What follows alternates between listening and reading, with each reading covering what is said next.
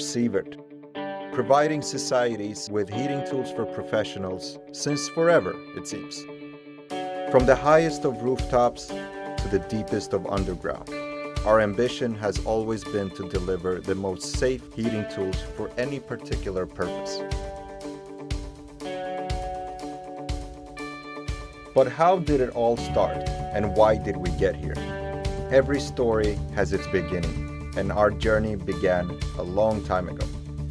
This is the story of how a small company, through hard work and dedication, developed into a household name all across the globe. This is the story of how two ambitious minds made history. This is the story of Sievert. During the late 1800s, the soldering trade left a whole lot to wish for. Unsafe environments and, most of all, dangerous soldering tools that could fail at any time. During this era, a man named Carl Richard Nyberg, a soldering expert based in Stockholm, grew tired of the primitive tools of the trade, and an idea started to form.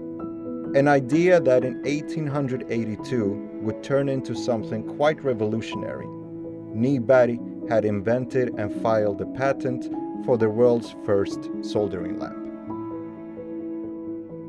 At the same time, another visionary was on his way to make his mark in Stockholm. The charismatic Max Sievert, a jack of all trades, the German-born salesman, was operating in Sweden's capital.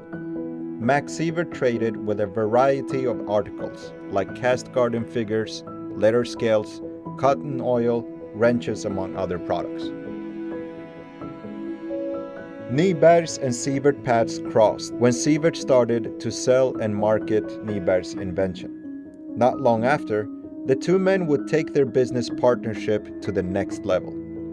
Funded by Sievert, Nyberg started producing blow lamps for Sievert full-time, and the business expanded.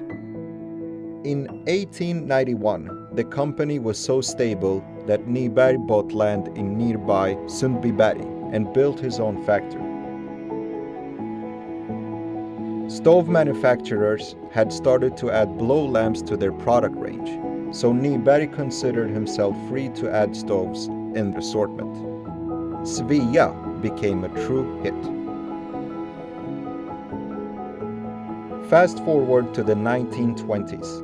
Nyberg sold the factory with its production to Max Sievert. The machine park was worn out, and it turned out that Nyberg, as the eccentric inventor he was, only had incomplete drawings for his lamps, stoves, and other tools.